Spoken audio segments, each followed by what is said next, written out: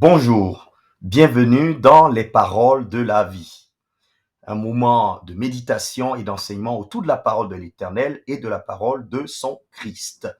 Alors, nous allons avoir notre émission aujourd'hui sur le thème « Comment servir Dieu après avoir répondu à son appel ».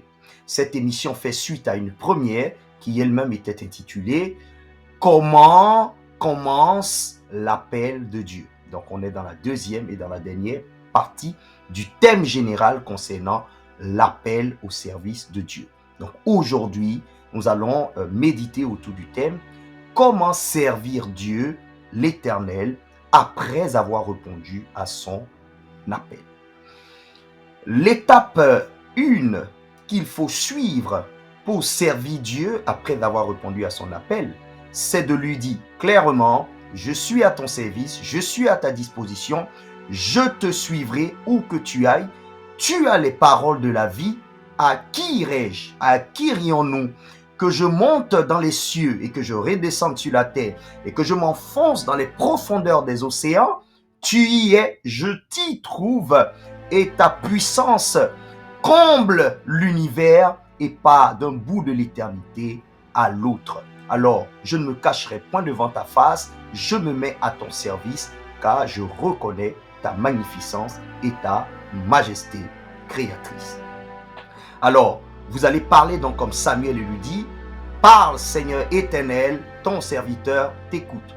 Parle Seigneur éternel, ton serviteur t'écoute. » Dieu va se révéler à toi à travers tes visions, à travers des songes, à travers des prophéties, qu'il le révélera à toi, mais aussi à d'autres personnes qui viendront te le dire. Les gens parleront de ton ministère, les gens viendront te dire que le Seigneur leur a parlé pour toi. De la même manière que le Seigneur a parlé pour David, pour Saül, à Samuel, Dieu parlera à des frères, à des amis, à des connaissances et même à des ennemis à ton sujet pour te confirmer la promesse de l'appel qu'il t'a formulé.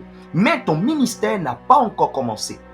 Il y a des gens, dès l'instant qu'on leur dit qu'il y a un appel sur leur vie, c'est terminé. Ils tuent leur appel dans l'œuf parce qu'ils ne peuvent pas rester patients, parce qu'ils sont tout de suite imbus de leur personne, parce qu'ils sont gagnés tout de suite par l'orgueil. Alors que la promesse de l'appel n'est que le commencement de l'échelle, n'est que le commencement de la pyramide spirituelle pour ton élévation, pour ta vie éternelle. Alors, lorsque tu te mets au service de Dieu, que Dieu te confirme donc la promesse de ton appel, qu'est-ce qui va se passer? Il va t'assigner des objectifs clairs. Vous allez signer un contrat dans lequel il te dira à toi ce qu'il ne dira pas aux autres. Quelle est ta mission? Parce que quittant dans le monde spirituel en tant qu'une âme, venue dans un corps charnel, c'est pour un objectif sur cette terre. Tout le monde est sur la terre pour un objectif. Lorsque dans Apocalypse 12:12, Satan lui-même, le dragon ancien, est projeté du ciel sur la terre, il a un objectif. Il arrive animé d'une grande colère pour dévorer les êtres humains et pour faire la guerre à la femme, pour lui mordre le talon ainsi qu'à elle, mais aussi à sa descendante. Alors tous ceux qui sont projetés du monde spirituel vers le monde charnel, comme toi, comme moi, avons un objectif. Et cet objectif est assigné par le plus grand boss, par le plus grand patron, par notre plus grand employeur, par le Créateur. Tu as ta fiche de poste, tu as ton contrat et c'est ce qu'on appelle l'alliance d'un homme avec Dieu. Voici ton alliance avec Dieu. Voici les objectifs que Dieu t'assigne dans ta vie terrestre. Si tu remplis les objectifs que Dieu t'assigne dans ta vie terrestre, il est évident qu'à ta mort, tu le rejoindras dans son paradis éternel, selon sa bonne volonté. Alors, lorsque l'Éternel te donne tes objectifs, il peut arriver que tu doutes.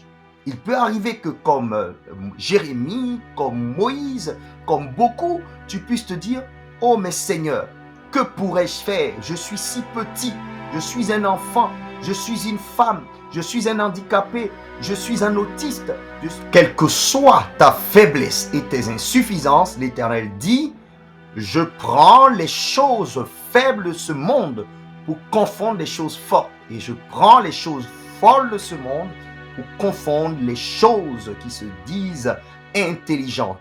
L'Éternel te qualifiera à travers la puissance qu'il va te donner pour accomplir cette mission.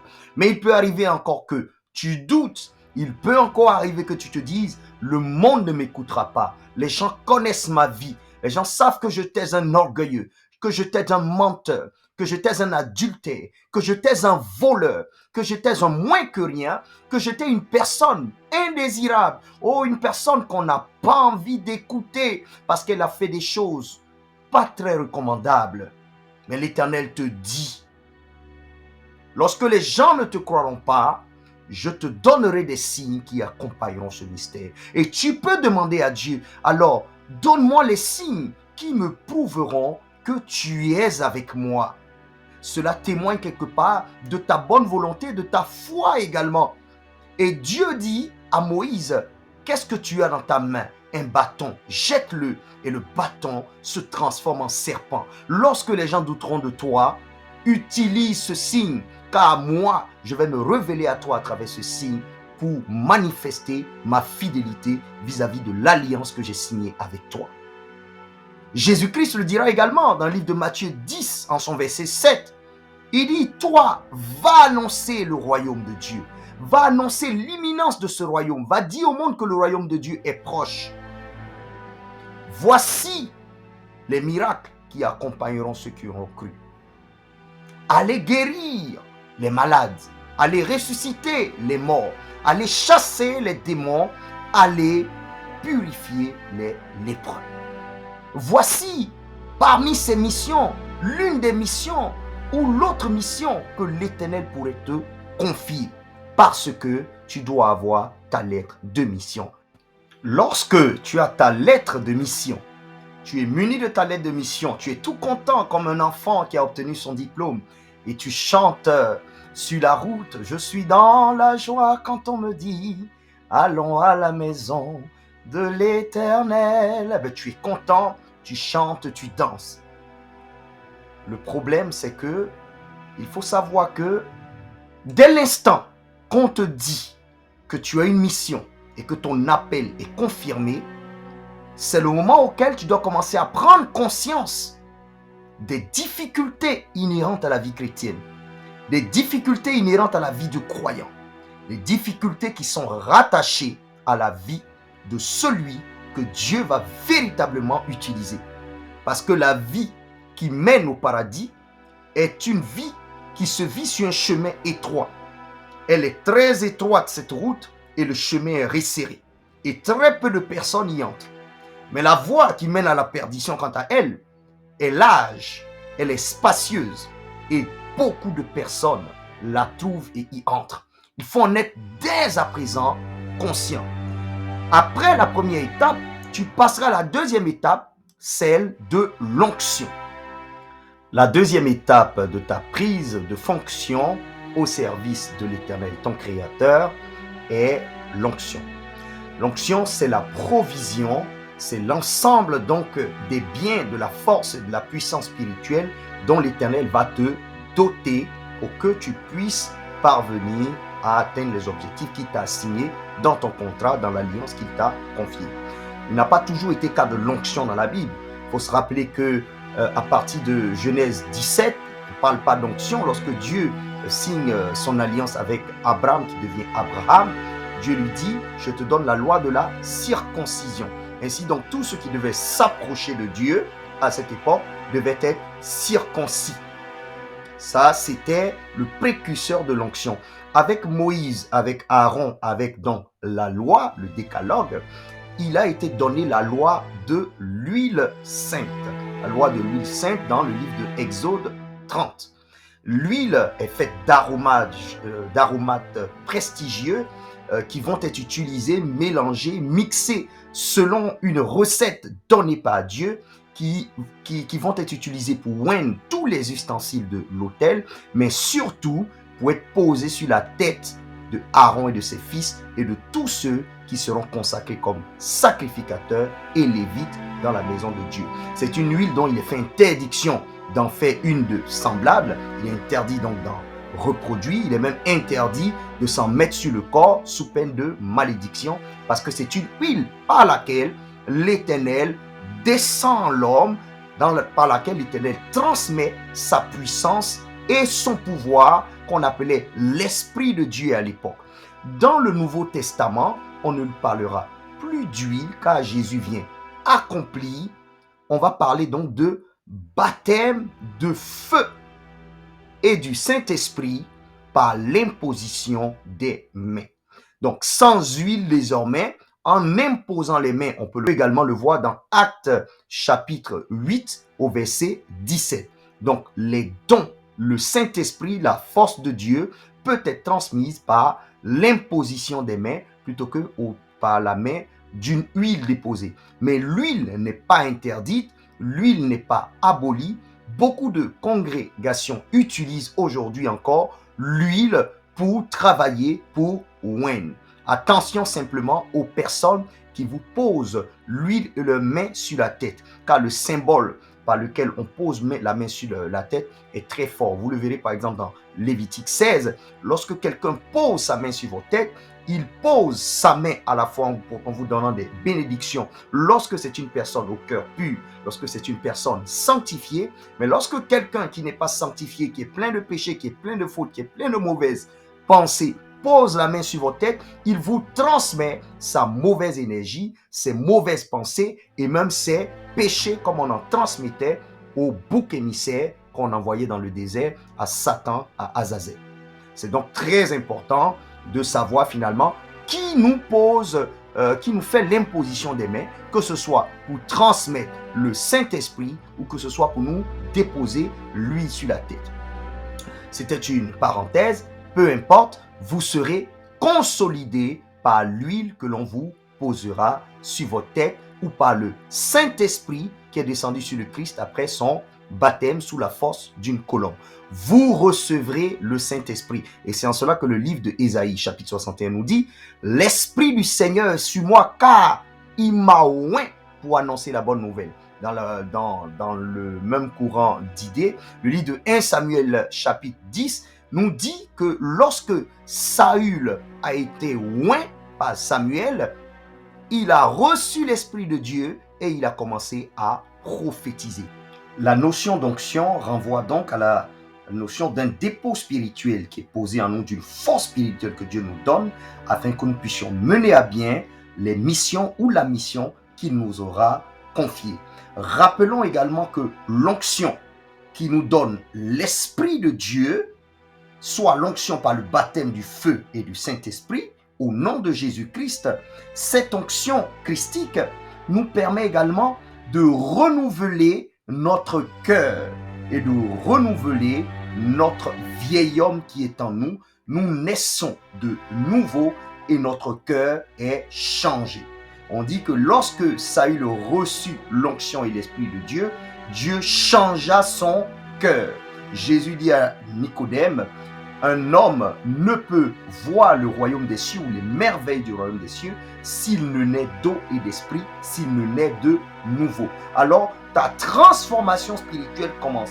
Tu apporteras aux autres, tu apporteras la transformation, la paix, la vie, la joie aux autres. Mais l'objectif de Dieu, c'est que toi-même, tu sois transformé. Parce que l'objectif, c'est que ta transformation te permet de remplir ta mission, qui elle-même, une fois remplie, t'ouvre les portes du royaume des cieux. À quoi te sert de sauver les autres si toi-même tu ne vas pas au royaume des cieux? Donc Dieu veut d'abord te transformer, toi, toucher ton cœur, te renouveler, te donner une vie nouvelle, afin que ta mission, par la grâce du Christ, t'ouvre à la mort les portes du royaume des cieux. D'une part, d'autre part, qu'en réussissant ta mission, tu puisses également être le berger de beaucoup de brebis sur la terre, qui par tes enseignements, qui par ta mission, qui par tes œuvres, seront également sauvées car elles auront trouvé par ton enseignement, par ton action, la voie qui mène au paradis. Voici un peu ce à quoi sert l'onction dans le processus de ta prise de poste au service de l'Éternel. En troisième lieu, le désert avant le commencement de ton ministère. Tous les grands hommes de Dieu ont traversé le désert. Qu'est-ce que c'est que le désert? Le désert, c'est la situation d'aridité. La situation dans laquelle tu es abandonné, tu es délaissé. Non pas parce que les gens sont mauvais, non pas parce que tu es mauvais, mais parce que le métal que tu es est encore brut. Tu as eu ta lettre de mission, tu as eu ta force, mais tu es totalement brut. Tu ignores les réalités du monde spirituel, tu n'as pas terminé ta formation, tu ne sais pas grand-chose du monde qui t'entoure, quoi que tu sois vieux, quoi que tu sois jeune, quoi que tu sois enfant. Tu ne sais pas encore ce à quoi tu vas être confronté. Tu as besoin d'être formé, tu as besoin d'être aguerri, tu dois passer par les déserts. Abraham est passé par le désert. Alors qu'il a signé une alliance avec Dieu, alors que son nom a été changé, avant que la promesse de la prospérité, avant que la promesse d'une multitude d'enfants lui soit accordée, il doit passer par le désert. Dieu l'envoie dans le désert pour sacrifier le fils de la vieillesse, le fils bien-aimé qu'il lui a donné, celui qui est Isaac. L'épreuve du désert permet d'éprouver ta fidélité vis-à-vis de Dieu, permet d'éprouver ton amour pour Dieu, permet d'éprouver ton intégrité. Un homme comme Jacob, devenu Israël, a été béni. L'Éternel a signé une alliance avec lui à Bethel. Les portes du ciel se sont ouvertes. Mais avant d'avoir sa bénédiction, avant d'avoir le ministère de Jacob démarré, c'est un homme qui va souffrir au point de se battre avec l'ange dans son désert. Il est obligé d'attraper l'ange, de se battre avec l'ange et lui dit, si tu ne me bénis pas, si tu ne siffles pas le début effectif de ma vie et de mon épanouissement, alors je t'attraperai jusqu'à l'eau. Il a fallu que l'ange lui déboîte la hanche pour que Jacob soit affaibli. Et malgré cela, il a encore attrapé. Je vous parle de quelqu'un qui a reçu la promesse de Dieu, qui est obligé aujourd'hui de se battre, de se faire déboîter la hanche afin de toucher ce à quoi, n'est-ce pas, il avait été promis. C'est pour dire que rien ne s'obtient facilement dans le monde spirituel sans sacrifice. C'est aussi le cas de Job. Job qui est un grand patriarche, qui n'avait rien fait, qui n'avait pas péché. Simplement, Satan a introduit une tentation devant Job avec la permission du Créateur. Et tout lui a été pris. Mais Job a montré sa fidélité. Bien qu'il se soit lamenté, bien qu'il se soit plaint, il a dit dans le livre de Job 1, 21, « Je suis sorti nu du sein de la terre, je retournerai nu dans le sein de la terre. L'Éternel a donné, l'Éternel a repris. » Job est resté fidèle, bien qu'il se soit plaint, bien qu'il ait pleuré, bien qu'il se soit lamenté, il est resté fidèle à la parole de Dieu, il est resté fidèle à la vie de Dieu dans son désert. Ça a été également le cas de Jésus. Jésus, le Christ, Dieu fait chair, qui a été tenté dans son désert par Satan. L'un des déserts que vous allez éprouver comme le Christ, c'est le désert de la faim, le désert de la nudité. Il n'y aura plus à manger, il n'y aura même plus à boire. Vous perdrez votre travail, vous perdrez votre époux, vous perdrez votre femme, vous perdrez vos meilleurs amis. Tout ce dont vous avez besoin pour vivre, vous le perdrez. C'est votre pain, le pain de votre corps, le pain de votre âme. Et Satan viendra dire, voici un chemin détourné. Viens, empruntons ce chemin. Dans ce chemin, moi je t'apporterai ce que Dieu ne t'apporte pas. Résiste dans ton désert. Continue à travailler, continue à prier, continue à méditer. Tout ce que ta main trouve à faire de bon, fais-le de bon cœur, avec acharnement. La deuxième tentation du Christ, c'est que Satan vient le tenter. Jette-toi du haut de ce bâtiment et les anges de Dieu te porteront. Oui, beaucoup te diront, est-ce que Dieu t'a vraiment dit que tu es appelé à chanter? Est-ce que Dieu t'a vraiment dit, est-ce que tu es appelé à partager la nourriture aux pauvres? Est-ce que Dieu t'a vraiment dit d'assister les orphelins? Est-ce que Dieu t'a vraiment dit de prêcher? Est-ce que Dieu t'a vraiment dit que tu es fait pour l'église alors que tu es fait pour la banque? Est-ce que Dieu t'a vraiment dit que tu es fait pour être sage? Est-ce que Dieu t'a vraiment dit que tu es fait pour aider les plus pauvres? Est-ce que Dieu t'a vraiment dit que tu es fait pour donner des visions, des prophéties aux hommes qui sont affligés? Est-ce que Dieu t'a vraiment donné l'esprit d'intelligence et de sagesse pour consoler ceux qui sont affligés? Laisse tout ça, j'ai quelque chose d'intéressant à te proposer. J'ai un job intéressant à te proposer. J'ai une secte intéressante à te proposer. Viens, on y va. Viens, On peut tuer des gens, aller vendre le sang, on peut boire du sang. Tu peux te faire déféquer dans la bouche pour réussir. Viens, j'ai quelque chose de bien à te proposer. Est-ce que Dieu t'a vraiment dit ça? Tu diras toujours, dans un état de méditation, grâce à la parole, la connaissance et à l'onction que tu as reçue, arrière de moi, je resterai fidèle à Dieu. Jésus a été tenté une fois de plus par le mal de ce siècle, l'argent.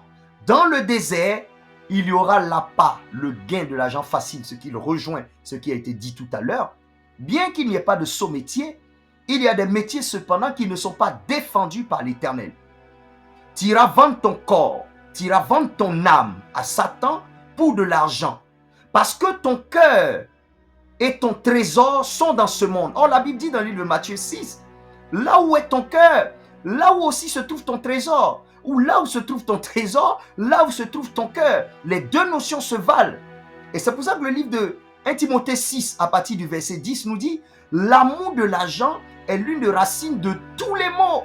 Et à cause de l'amour du dieu Mammon, Mammon qui est un grand prince des ténèbres, beaucoup verront la porte du paradis leur être refermée. Voici pourquoi Jésus a dit, il est plus facile à un chameau de rentrer par le trou d'une aiguille qu'à un riche de rentrer dans le royaume des cieux. Non pas que les riches n'entrent pas dans le royaume des cieux, mais les personnes qui ont idolâtré l'argent, qui ont idolâtré la richesse, au point d'oublier que ce sont des biens qui se faneront du jour au lendemain, qui périront et qui seront rouillés par la teigne sur cette terre des vivants.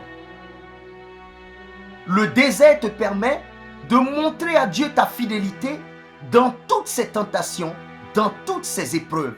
Et c'est pour ça que Jacques nous dit, dans le livre de Jacques 1, verset 12 à 13, « Heureux ceux qui supportent patiemment l'épreuve, car après avoir été éprouvés, ils recevront la couronne de vie promise par le Seigneur Jésus-Christ à tous ceux qui l'auront aimé. » Le désert te forme, le désert éprouve ton intégrité, le désert éprouve ta fidélité. Sois fidèle dans le désert. Profite du désert pour te former. Quand c'est dur, lis les Écritures saintes, prie, développe la sagesse. Quand c'est dur, débarrasse-toi encore de ton vieil homme, de tous les défauts qui t'avaient assailli. Si tu étais coléreux, orgueilleux, méchant, jaloux, médisant, calomniateur, abandonne ces choses, même étant dans le désert. Malgré les souffrances que tu pourrais endurer en passant par le désert, passe par le désert. N'évite pas le désert. Passe par le désert. Marche dans le désert. Accepte les privations, car le désert consolide ton ministère. Lorsque tu prieras, lorsque tu aideras, lorsque tu donneras à manger, lorsque tu prophétiseras, lorsque tu enseigneras, l'Éternel, l'Esprit de l'Éternel témoignera de sa présence à tes côtés. L'auditoire, l'assemblée, l'assistance, le monde lui-même témoignera que celui-ci est le Fils de Dieu, l'envoyé de Dieu. Celle-ci est la servante de Dieu, envoyée par Dieu. Car l'Esprit de Dieu témoignera que tu es un enfant, tu es un envoyé, que tu es un serviteur assermenté.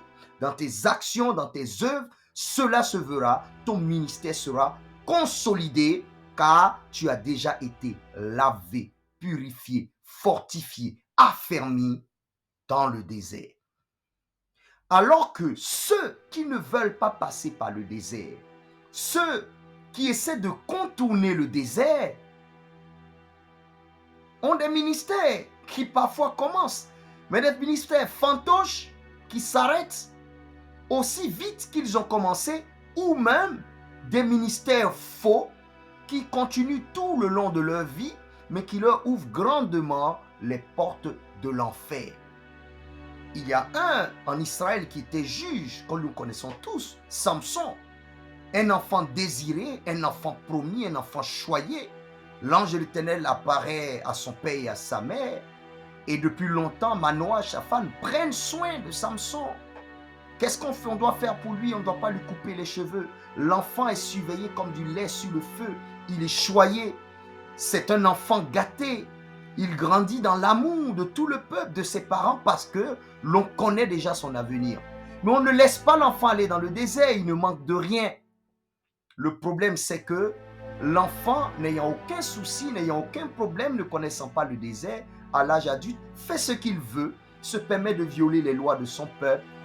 Il ne se marie pas avec les filles de son peuple, ce qui était la loi de l'époque. Il préfère choisir une femme hors de son peuple. Lorsqu'on agit comme ça, c'est quelqu'un qui a eu la liberté dans sa vie de faire ce qu'il veut. C'est un enfant gâté. C'est ce qu'on n'explique pas. C'est un enfant qui ne connaît pas le désert. Lorsque quelqu'un ne connaît pas la valeur d'une chose qu'il a entre ses mains, ne vous y trompez pas, il va la renverser de ses propres mains. Samson, qui avait pourtant la grâce, la force, la puissance, qui avait reçu l'onction pour délivrer Israël, va se laisser corrompre par sa facilité, la facilité avec laquelle il a à vivre sa vie, par sa désinvolture, par son je m'en foutisme, par son manque de sérieux et d'application dans la mission qui lui a été confiée, parce que sans doute, il n'a pas connu le désert. C'est le cas de Judas Iscariote également.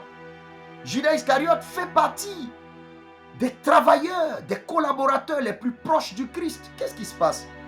Le gars, il est venu pour son argent. Il est venu pour la comptabilité. Il n'est pas venu pour être transformé. Il n'est pas venu pour profiter du Seigneur qui est devant lui. Il est là pour gérer la caisse. Il est là pour ses intérêts personnels. Il fait comme s'il traverse le désert avec toi. Il fait comme s'il traverse le désert, mais en fait, il mange à gauche, à droite. Il ne vit pas vraiment son jeûne. Il ne vit pas vraiment son désert. Il ne vit pas vraiment son moment de formation et de privation. Il fait croire qu'il vit ou qu'il a vécu le désert et la privation, mais en réalité, il a toujours utilisé des chemins détournés pour toujours vivre en paix. Ce qui fait qu'il sort comme un grand, mais avec à l'intérieur les os d'un enfant qui continue toujours de se nourrir à la nourriture liquide, au lait. Et voici comment, n'ayant pas résisté, lorsque le Satan arrive à lui, il est prédestiné à la mort éternelle, car il va livrer le Christ pour 30 cycles d'argent. Voici des exemples de personnes qui évitent le désert et qui font un ministère et qui pensent que le ministère est affermi, alors qu'il ne l'est pas, tout simplement parce qu'ils n'ont pas résisté dans leur désert, ils n'ont pas triomphé du désert pour avoir un ministère affermi, fort et puissant. Mais lorsque tu résistes du désert et que tu sors, tu dois rester humble et tu dois rester efficace. Humilité et efficacité. Humilité et efficacité. Humble, cela veut dire tout simplement que toutes les œuvres doivent courir, doivent ouvrir, doivent découvrir, faire découvrir le Christ. Toutes les œuvres que tu mettras en œuvre devront concourir à la gloire de celui qui t'envoie. Le Christ lui-même dit dans le livre de Marc 14, lorsqu'il priait dans le jardin de Gethsémane et qu'il coulait des gouttes de sueur du sang à cause de la peur qu'il ressentait parce qu'il allait être sacrifié, il a dit, Père, si tu peux éloigner cette coupe de moi, éloigne-la.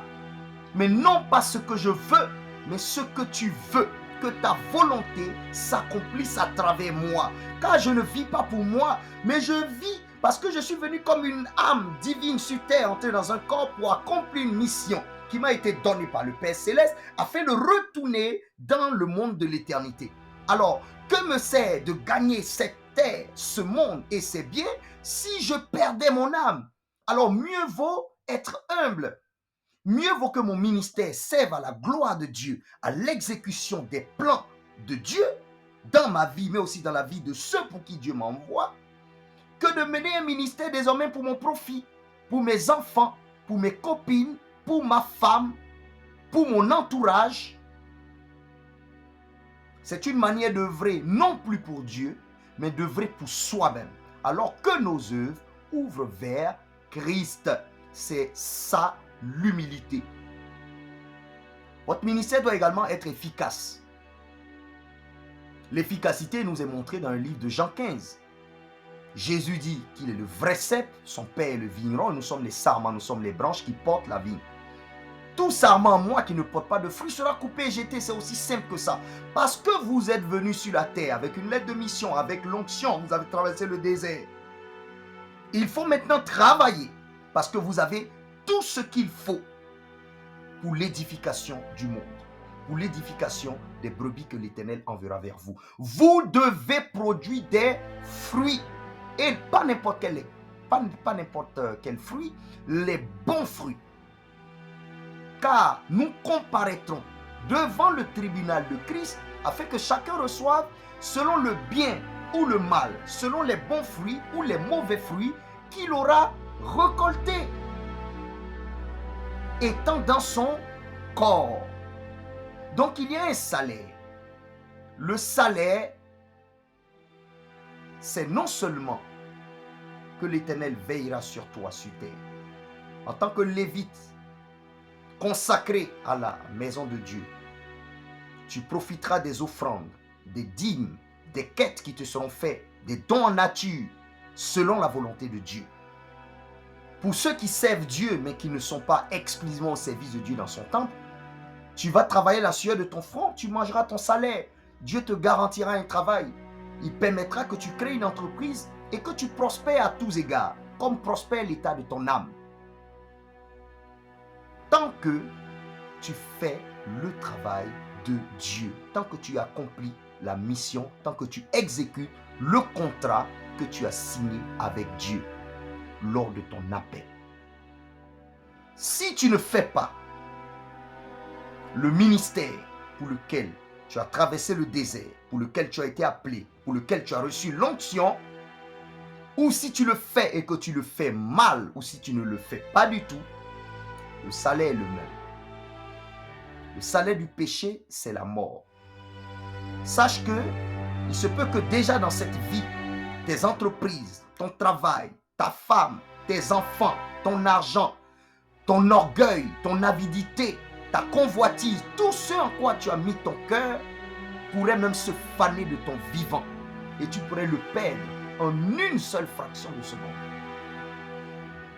Non seulement perdre tout dans ce monde, mais perdre ce qui est plus important, ton âme dans le feu de la géhenne. D'abord qui souffrira en enfer et puis au jugement dernier qui brûlera avec la mort et le séjour des morts dans le feu de la géhenne. Fais ton choix. Voici, l'Éternel met le bien et la vie, le mal et la mort de l'autre côté. Fais ton choix. Dieu t'a appelé. Exécute les œuvres de l'Éternel. Cours vers lui. Écoute sa voix. Suis-le. Porte ta croix. Traverse ton désert. Entre dans ton ministère. Exécute-le de bonne foi, avec amour, avec abnégation, avec détermination. Quand tu as mal, pleure, mais regarde toujours à Dieu. Il te répondra dans ce siècle. Tu mangeras les fruits de ce siècle si tu es fidèle à Dieu. Tu mangeras également dans le siècle à venir, dans la vie de l'au-delà, le bon pain, les bons mets dans l'amenti, dans le paradis de celui qui est l'Amen de Dieu, le Christ de Dieu, le principe de la création de Dieu. Lui-même ne dit-il pas dans sa parole dans le livre de Jean 14, « Il y a plusieurs demeures dans la maison de mon Père. Si cela ne l'était pas, je vous l'aurais dit. Voici, je m'en vais vous préparer une place, une maison dans la multitude des demeures de mon Père. Et une fois que cela est prêt, je reviendrai vous chercher. » Christ revient bientôt. Ouvrier, travaille pour lui, car l'ouvrier mérite son salaire. Paix sur la terre, paix dans les cieux. Rendez-vous au prochain numéro de Les Paroles de la Vie. N'oubliez pas de vous abonner. Que Dieu vous bénisse.